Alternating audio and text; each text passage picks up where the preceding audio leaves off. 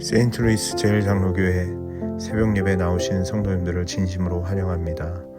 오늘도 찬양과 말씀을 통하여 또 기도를 통하여 하나님께서 우리에게 주시는 말씀을 사모하며 나아가는 시간이 되기를 소망합니다. 이제 내가 나를 업신여기고 햇사람 우리아의 아내를 빼앗아 내 아내로 삼았은즉 칼이 내 집에서 영원토록 떠나지 아니하리라 하셨고, 여호와께서 또 이와 같이 이르시기를, 보라, 내가 너와 네 집에 재앙을 일으키고 내가 내 눈앞에서 네 아내를 빼앗아 네 이웃들에게 주리니 그 사람들이 네 아내들과 더불어 백주에 동침하리라.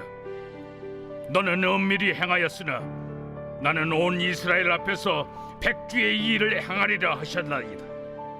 내가 여호와께 죄를 범하였노라. 여호와께서도 당신의 죄를 사하셨나니 당신이 죽지 아니하려니와 이 일로 말미암아 여호와의 원수가 크게 비방할 거리를 얻게 하였으니 당신이 낳은 아이가 반드시 죽으리이다 하고 나단이 자기 집으로 돌아가니라. 우리아의 아내가 다윗에게 낳은 아이를 여호와께서 치심에 심히 앓는지라.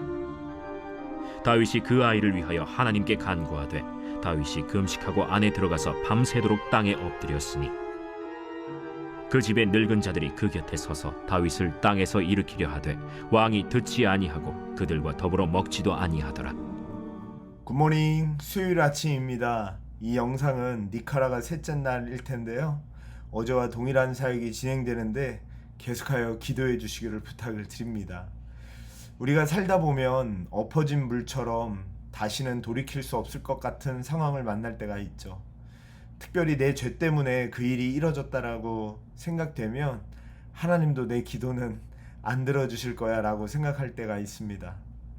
그런데 다윗은 돌이킬 수 없는 죄를 지었고 하나님의 심판에 대한 메시지를 받았지만 엎드려 기도하는 모습을 보면서 우리에게 뭔가 새로운 희망을 주는 것 같습니다.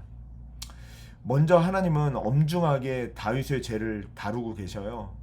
10절에 보니까 이제 내 집에서 칼이 영원토록 떠나지 아니하리라. 가족이 엉망이 될 것이다. 또 가정 지방에 재앙을 일으킬 것이다 라고 11절에 얘기하고요. 12절에는 너가 은밀히 행하였지만 나는 모든 백성들이 보는 앞에서 너에게 이러한 저주를 부을 것이다 라고 이야기하죠. 참 하나님은 다윗을 사랑하시지만 죄는 눈 감아주시지 않는 것 같습니다. 죄는 용서받을 수 있지만 죄의 결과까지는 없어지는 것이 아니라는 것이죠. 갈라디아서 6장 7절에 사람이 무엇으로 심든지 그대로 거두리라 라고 했는데 하나님의 이 자연의 법칙은 동일하다라는 생각이 듭니다. 그러므로 오늘도 하나님 앞에 거룩히 설 수 있도록 노력하는 우리가 됩시다. 그런데 놀라운 말씀은 다윗이 회개하는 가운데 하나님께서 사해 준다라는 응답을 바로 주십니다. 13절에 여호와께서 당신의 죄를 사하셨으니 당신이 죽지 아니하려니와. 다윗이 변명하지 않고 핑계하지 않고 탓하지 않고 여호와께 내가 범죄하였나이다 라고 솔직하게 나아가자 하나님은 바로 용서해 주십니다. 참 하나님은 자비와 용서의 하나님이 맞습니다. 솔직히 주님 앞에 나아가기만 하면 용서해 주십니다. 그 하나님 앞에 숨길 것 없이 가릴 것 없이 하나님 정결한 마음을 주옵소서, 깨끗한 마음을 주옵소서, 이렇게 기도하는 하루 됩시다. 그런 가운데 하나님께서 분명히 너가 밧세바와 함께 낳은 아이를 죽게 될 것이다 라는 것을 이야기해 주셨죠. 너의 죄로 말미암아 아이가 죽게 될 것이다 라는 말이었어요. 그런데 다윗이 어떻게 합니까? 이제는 돌이킬 수 없다, 어쩔 수 없다, 이러고 멈추는 것이 아니라 참 희한하게 기도합니다. 하나님, 우리 아이 살려주세요. 주변 사람들이 와서 만류합니다. 다윗 왕이시여 식사를 하세요, 음식을 거부하지 마세요 라고 하지만 다윗은 금식까지 해가면서 하나님께 매달립니다. 왜 그럴까요? 하나님의 말씀을 못 믿어서일까요? 심판을 받아들이기 싫어서일까요? 오히려 다윗은 하나님의 긍휼을 믿었기 때문이라고 이야기를 해요. 22절에 보면 혹시 여호와께서 나를 불쌍히 여기사 아이를 살려주실는지 누가 알까 하여. 이것이 바로 우리 하나님의 신실하심, 인자하심을 믿는 자의 믿음이라는 생각이 듭니다.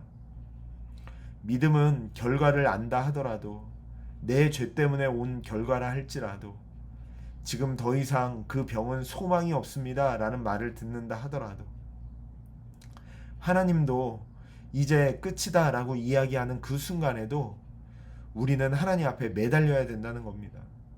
병든 가족을 위해, 또 아픈 내 몸을 위해, 또 자녀를 위해, 교회를 위해 언제까지 기도해야 되는가? 하나님이 안 된다고 해도 매달려야 됩니다. 끝까지 하나님 살려달라고, 도와달라고, 우리 교회를 지켜달라고, 우리 성도님들을 고쳐달라고 기도해야 됩니다. 희망이 없어 보일 수 있죠. 그러나 하나님의 백성을 끝까지 포기하지 않으시는 하나님이 계십니다.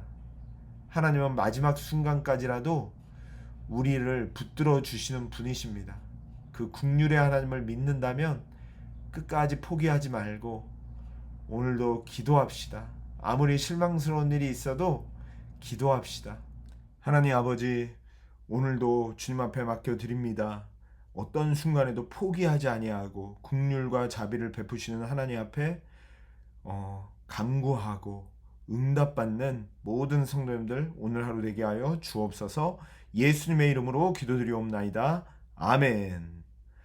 사랑하는 성도님들, 오늘도 믿음으로 승리하십시오. 그리고 오늘 밤 8시에는 수요 예배가 있습니다. 다 같이 나와서 저희를 위해서도 기도해 주시고 예배 참석해 주시고요. 또 내일 오전 6시에 주원새로 만나 뵙도록 하겠습니다. 사랑합니다. 축복합니다.